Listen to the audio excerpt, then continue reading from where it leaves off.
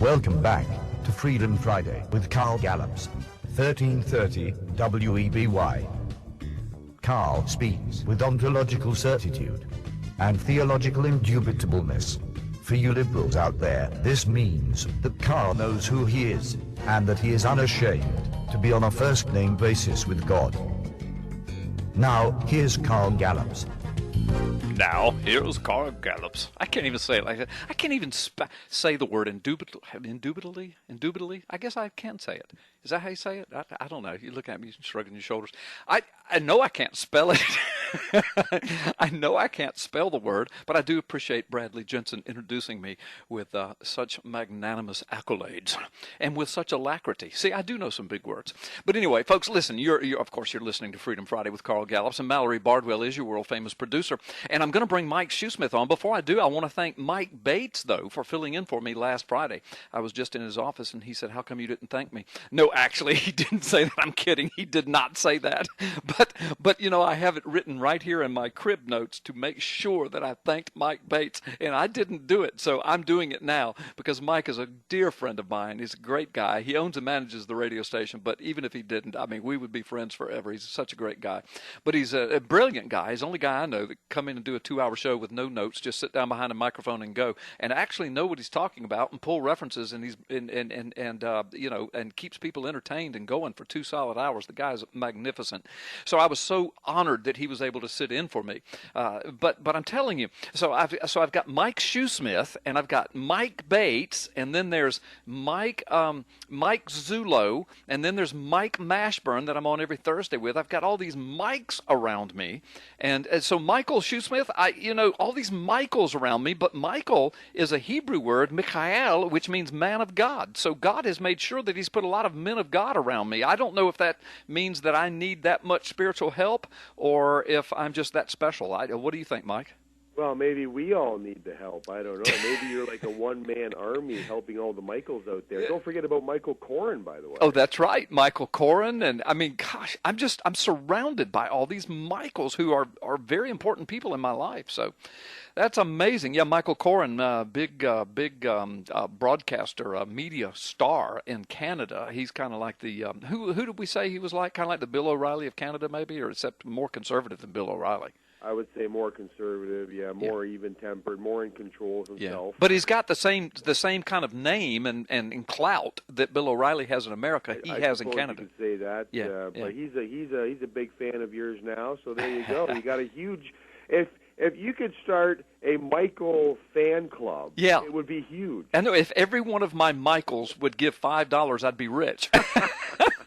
Remember, let's jump in the time machine here. Yeah. Remember when you first sent me an email about 3 years ago or more, maybe perhaps, and you said, "Hey, why don't you call into the show and share some of your thoughts?" Right? Yeah, I remember. I mean, we had no idea about making a correspondent out of you then. Yeah. I didn't know you were so brilliant on the radio back then. I mean, I knew you were a friend, and you were so good at really managing all that P.P. Simmons stuff. And of course, that was small back then, and now it's not small anymore. It's huge. It's a conglomerate. I mean, the thing is syndicated in 20 different markets. It's unbelievable. But anyway, and I remember I sent you an email and said, "Hey, come on this afternoon, and just, I'm going to be talking about something." And I said, "Call up and talk about it. Let's just chat a little bit." I was blown away, and that's when I invited you to come on.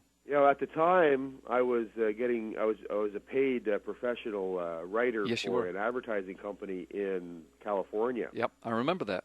Yeah, and so you had asked me to come on the show. It was called Freedom Friday, and I thought, Freedom Friday, I'm going to check that out. So I went on Yahoo. I typed in Freedom Friday, and you and I we did this every week. Yeah. Right? Yeah. Because we were tracking the trend of Freedom Friday. Because the first time I typed Freedom Friday into Yahoo, there was something like 6 million hits, and the first page was taken up by Steve Harvey. Right. He had a show called Freedom Friday with Steve Harvey, which I did not know, or I may have named this something else. But anyway, go ahead. Well, I was doing search engine optimized advertising, so I thought, well, I'm going to do something about that because your show, Freedom Friday, didn't even make the first 10 pages. Right. So I thought, well, I'm going to do something. So I started doing some SEO writing for Freedom Friday and Carl Gallups and P.P. Simmons, et cetera, et cetera. And you and I, every week, we would track how Freedom Friday was climbing the list, right? It did.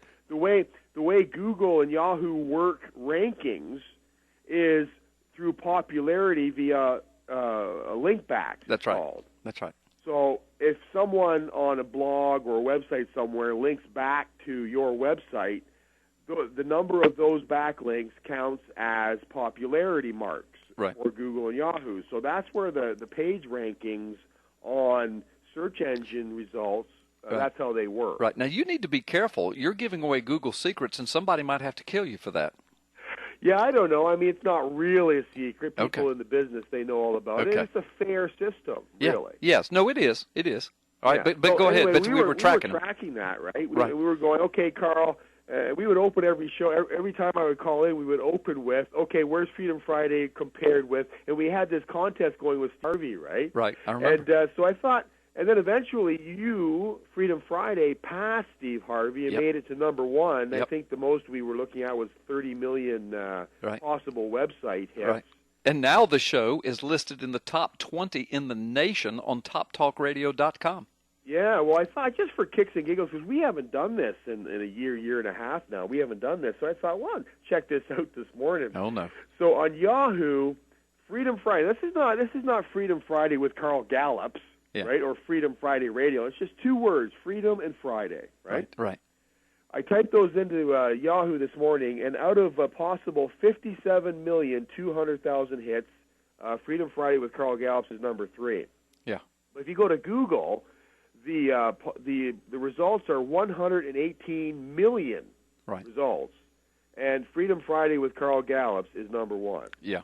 Yeah. Number 1. Yeah. And Steve Harvey isn't even on there anymore. I don't know what to say. I'm humbled. I mean, thank you, Lord. Thank you, Michael. Thank you, all the Michaels in my life, all the men of God. I mean, God is really blessing this, and it's amazing. It's just, when I got the call from W&D Books, we want you to write this book. We're going to make a movie. I was blown away. Our PIO folks called me up. We want you to go to Washington, D.C. I was blown away. I get to CPAC. I'm in the midst of a crowd of about 10,000 people, thousands of people. And, this person just walks up to me. He's got a camera and a microphone, and they're there with the news agency, and they say, "You're Carl Gallups, aren't you?" I said, "Yeah, why?"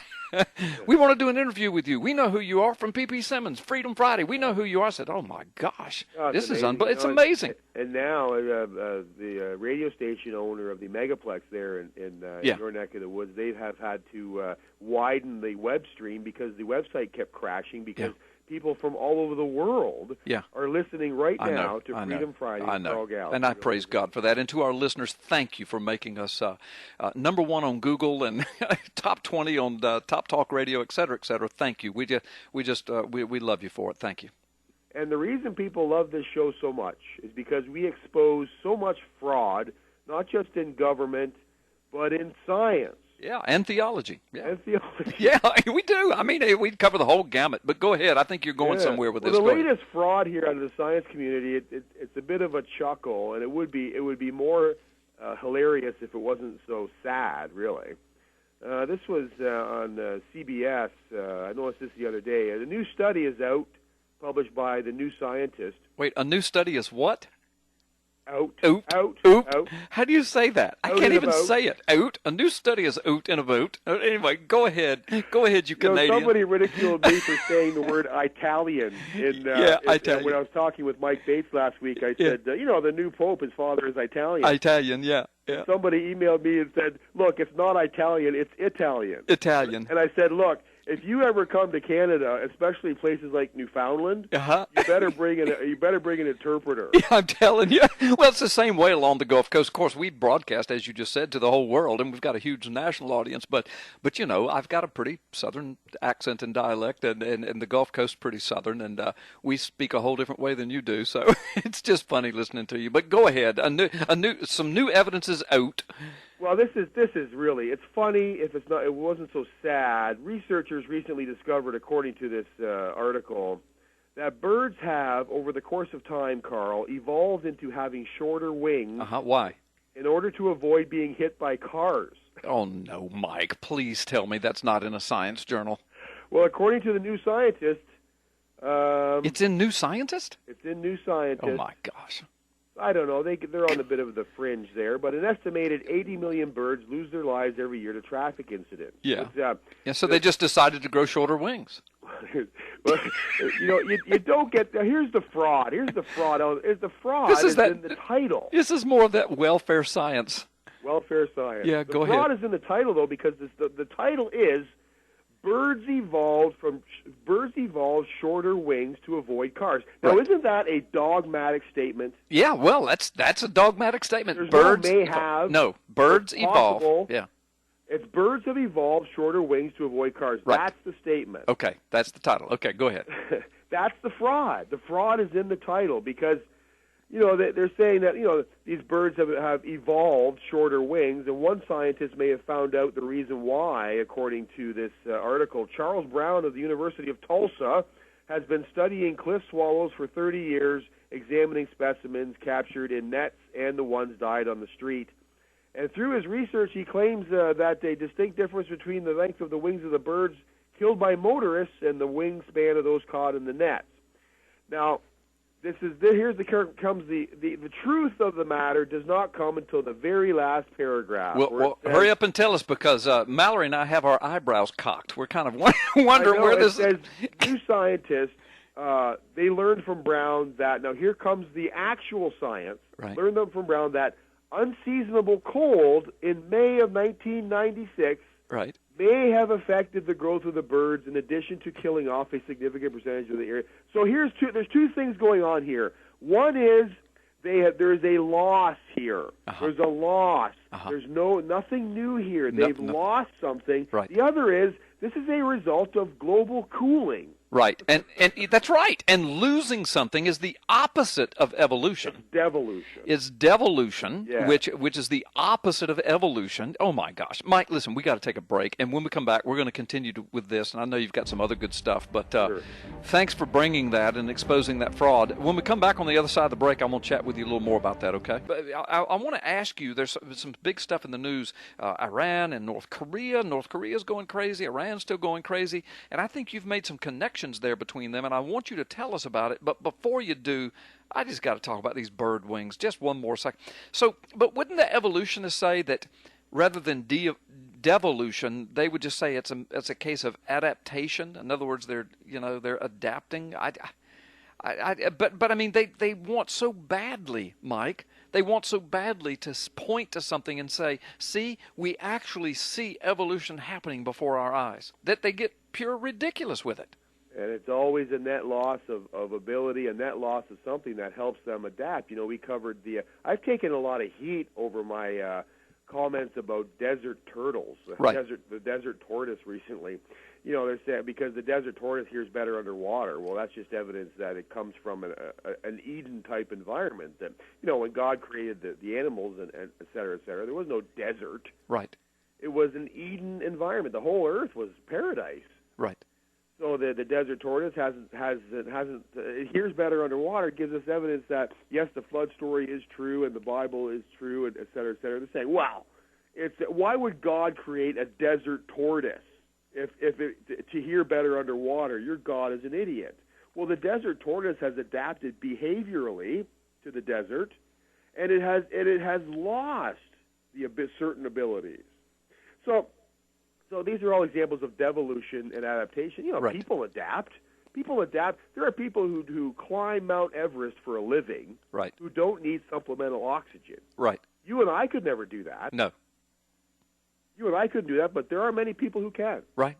So I mean, adaptation does happen. It's microevolution on the small scale.